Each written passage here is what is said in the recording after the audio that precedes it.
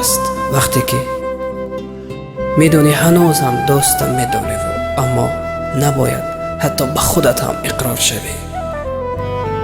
وقتی که میخواهی آنی باشی که من میخواهم اما نمیشی.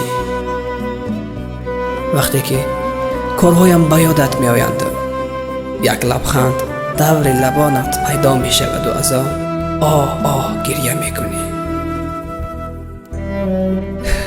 وقتی که هستم قدرم را نمیدانی، اما وقتی میروم تاریخ تولدم یا رقم ماشینم رمز گوشیت میشود یا رمز زندگیت. آره، دردناک است وقتی که دلت یک چیزی میگوید و عقلت یک چیز دیگر. وقتی که میدونی زیادی ها خاطرخواه منند اما دلم پیش یک بی‌معرفتی مثل تو بند است.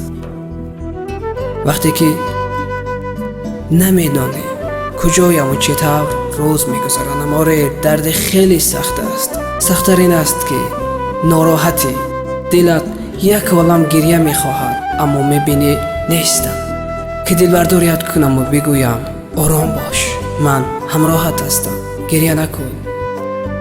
یا وقتی که به تو زنگ نمیزنم اما با شنیدن صدای گوشیت نفست بند میماند. وقتی به من نیاز داری و نیستم خیلی درد سخت است. آره، درد است.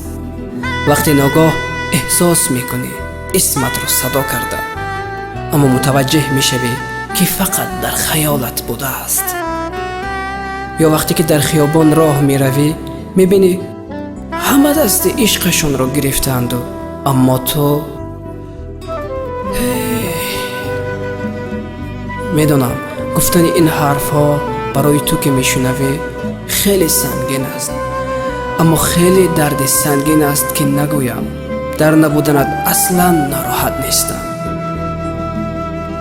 راستی امروزم گذشت بدون تو.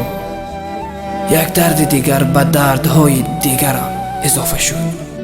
اما میدونی برایت چی آرزو کردم؟ اینکه همیشه خوش باشی و مرا اصلا به یاد نآوری. اما اگر هنوز هم دوستم داری یک چیز را از من یادگاری ببر. برای خودت به دردت میخورد.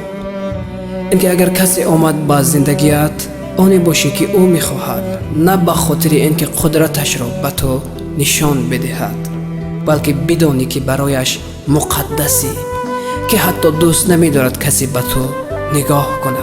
راستی حالا تو بگو، نبودنم در زندگیت درد دارد؟ من که عاشقتم. مواظب خودت باش.